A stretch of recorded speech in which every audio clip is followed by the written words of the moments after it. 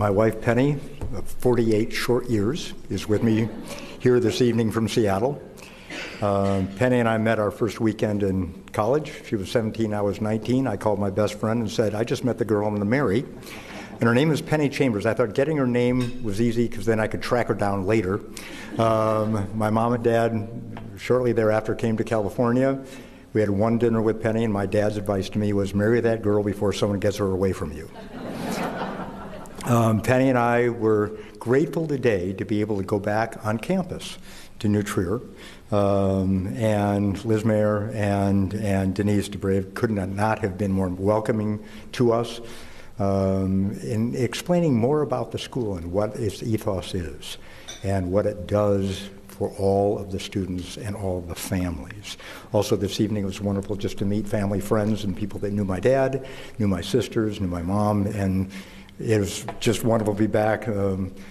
After we left the school, we did stop by and had, well, because it's healthy, we had ice cream at Homer's. And it was just wonderful to be back on the North Shore again. New Trier provided a transformative experience for the Depression-era teenager, Chuck Percy, who transferred there in 1935 as a 16-year-old. Dad's comfortable middle-class childhood ended 4 years earlier when his father's employer, Rogers Park National Bank, failed during the Great Depression. The family was forced to declare bankruptcy and in fact went on relief. At 12 years old, Dad took on neighborhood chores to help support his parents and two younger siblings. Dad later told a reporter, quote, I know what poverty can do to a family, moving from one apartment house to another, and every time the new one is smaller and in a worse neighborhood than the other one. I know what it's like to have the phone cut off and the car repossessed. I was in elementary school at the band and had a clarinet that was repossessed so I could no longer be in the band. In 1935, my grandfather, Edward Percy, briefly brought home a monthly paycheck working at a paint store. So the family moved from Rogers Park to Wilmette, where Dad and his two younger siblings could attend better schools. But when middle-aged Edward was replaced by a younger man, the downward spiral continued.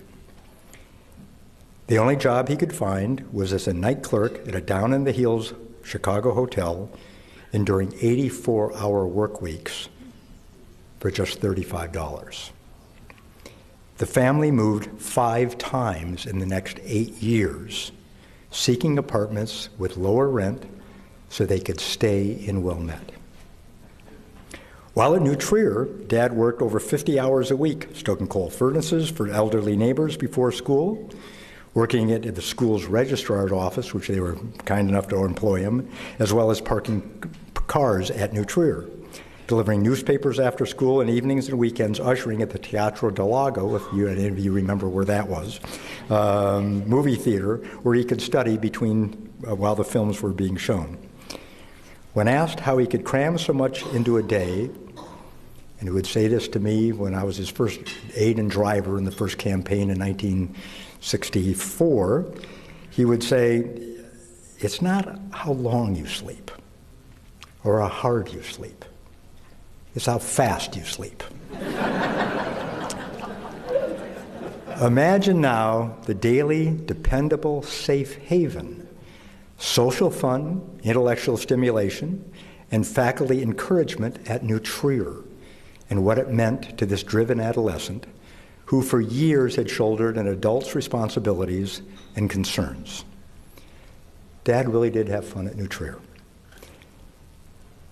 Quote, I remember him in high school, a former New Trier classmate told a reporter 30 years later.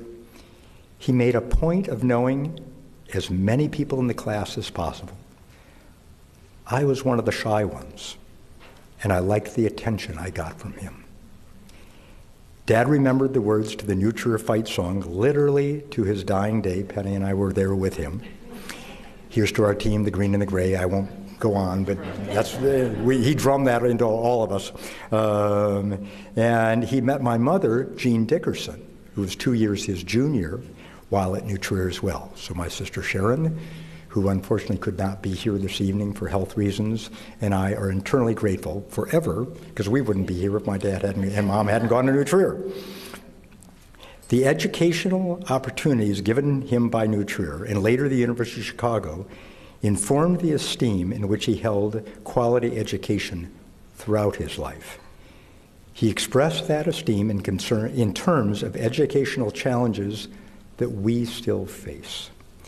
In 1964, at a college commencement address, now this is 55 years ago, he said, "There has never been a time or a society before in all the long history of mankind that has sought as we do to provide an education for everybody on such a massive scale, sufficient to make each and every child a first-class human being and a first-class citizen." There'll be no real place in our society in coming years for those who did not finish high school.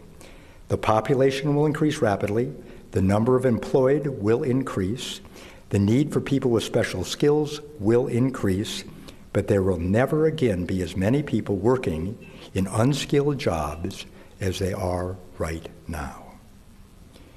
There will be no way at all for people who have not finished high school to help in the tasks of the future.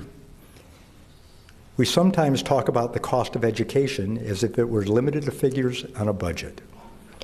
Can anyone calculate the fantastic cost of failing to educate those who sit in the classrooms unaffected?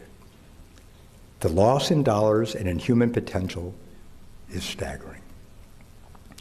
And finally, New Trier's ethos of leadership and service exerted an influence on Dad's later business and political careers that cannot be overestimated. Soon after his 1966 Senate election, Dad returned to New Trier to address the junior class. Leadership, he said, as he had learned it at New Trier, meant getting out and doing things for others. Practicing what he preached, his first Senate bill promoted private housing for low-income families. Subsequent bills sponsored or co-sponsored, supporting the elderly, the poor, educators, and students, including one amending the Fair Labor Standards Act of 1938 to authorize employers to pay under 20-year-olds at least 75% of the minimum wage during the school holidays between May and September. So what did New Trier really mean to Dad? It recognized and removed the limitations in his human potential. It gave him much-needed constancy in his uncertain world. It offered him jobs, but it also gave him a place to open his arms to possibilities beyond mere survival. It gave him long-life friends. It propelled him to higher education and opportunities and taught him to be a first-class human being and a first-class citizen. He would be proud to be remembered by the school as you have so generously done this evening. My family, thanks, New Trier.